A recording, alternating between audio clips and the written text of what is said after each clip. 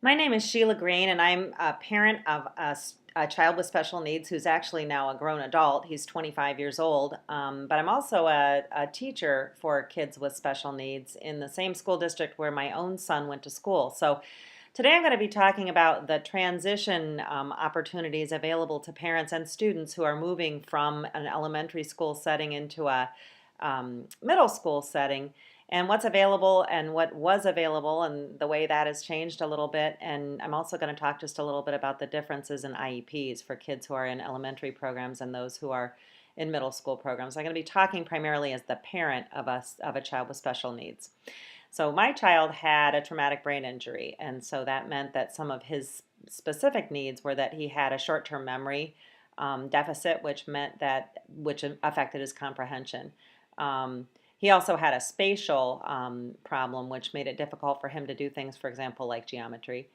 Um, and so those were kind of his primary deficits, and those things changed as he got older in school, which meant that the response in the IEP changed as well. So what we found when Daniel was in elementary school was that he had a series of goals that were specific to him, to his short-term memory issues primarily, and relative to his comprehension and reading, and also some navigation issues around the school and those kinds of things related to his spatial needs. And the teacher at the elementary school, the last year that he was there, was really, really fantastic about getting information about his specific deficit, which was very different from the run-of-the-mill, kind of student with a learning disability or attention deficit disorder, or even some of the autistic kids. Dan's scene was really different, and the teacher he had in fifth grade was fantastic about finding those differences and programming specifically for him. When we moved to the middle school, there were no transition services in place at all. And this was unfortunate because Daniel needed things that were different enough that somebody needed to pass that information along. He was not going to be a guy who needed to have text read orally, and a lot of the kids in the special ed program did have that as an accommodation.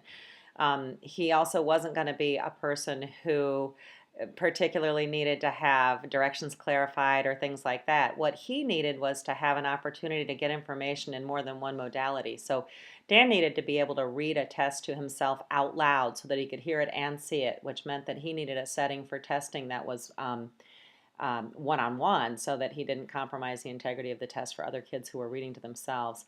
And he also was easily distracted by test material being read orally, so that couldn't be an arrangement for him.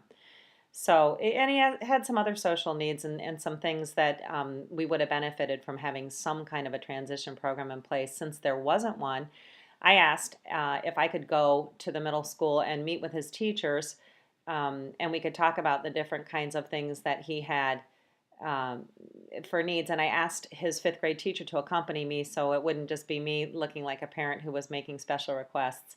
Um, Oddly enough, we have a situation a lot of times in special ed where we ask for parent support, but when parents do come in to provide support, we identify those parents as troublemakers or making unreasonable demands, or it's kind of an unfortunate disconnect in special education, and something to be aware of as you're training to become a special educator. It is important to include the parent in programming, and when they then become part of it, it's important to respect their input. So anyway, I did do that. I asked to have a meeting of his new staff, and we sat down and met and talked at the table about the kinds of things that were going to be accommodations for Dan that were different from the other kids, and had the backing of this fantastic fifth grade teacher. And as a result, we were able to make a sort of a seamless transition for Dan. And the other thing that I did that I think was really helpful was that he needed some extra time to navigate the building because it was different and it was unfamiliar and he didn't know about it at all. Unfortunately, he was in a band program during the summertime, so he was able to go and get familiar with the building in a little bit less frantic kind of a time. But he and I also went up and got his schedule a couple weeks before the beginning of the school year, and he walked his schedule several times independently without the hustle and bustle of the kids all there. So that was a real kind of a helpful thing that I think was useful for him. Interestingly, in the last 10 years, that time that Dan made that transition was 12 years ago. And that was at a time in our district when there weren't any real transition programs available or any kind of services available. But since then, and as I am a special ed teacher in the same district, there have been enough concerns from parents about the lack of availability of transition opportunities that many have been put into place. And so now we offer a pretty significant collection of things, including a couple of open houses for kids with special needs with their parents in August, close to the beginning of the new school year, including some times that kids can come in and walk their schedules, and that timing is flexible. Parents can come with the kids and get their schedules and walk those schedules, and that's been made more kind of a public opportunity for kids instead of kind of an anomaly. We also do some neat things at the end of the previous school year with the kids with special needs and with the general ed population as well to make the transition more effective. And one thing that we do is we Skype with classrooms and ask questions and pass information along and get information from the kids in the grade level ahead of us, which is really a fun thing, and I think the kids appreciate that. Also offer some opportunities to go over and try things, learn things like how to open the lockers and how to work with the combination locks and how the cafeteria works and how it's different, and we really offer a pretty full range at this point of transition opportunities now, but 10 years ago we did not, and as a result kids had a real struggle and parents felt sort of out of the loop.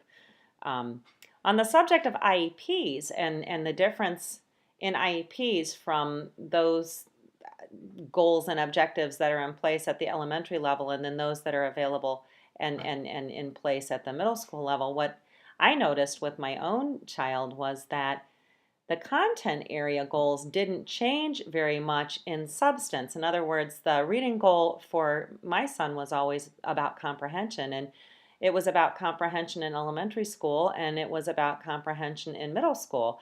What changed was the rigor of the text and the level of the text and the objectives for how to get there. And I hoped they did change. I have to say that on a couple of occasions throughout his education, it became apparent that he'd been working on the same goals with the same objectives for years and hadn't made big progress, and my question was why are we still doing this, and looks like we need to do something different, we need to change it up. So that's still happening at this time, and people need to be cognizant that while the academic content goals aren't going to change maybe so much, certainly if something proves not so effective, it's time to try something different. The place where I saw the biggest need for changes in goals in IEPs from elementary school to middle school were in the three areas of adaptive behavior, social skills, and study skills. And if you think about it, at the elementary school level, a lot of the study skills goals are going to be about attentiveness, about following directions the first time they're given, about mostly that direction following.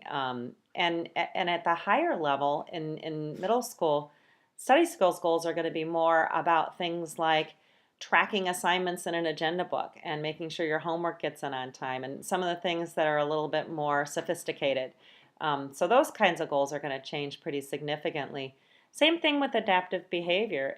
In the elementary school level, some of the adaptive behavior goals are going to be more basic and more about basic needs, even some toileting and some of the feeding and self-feeding kinds of things for kids who have those kinds of needs.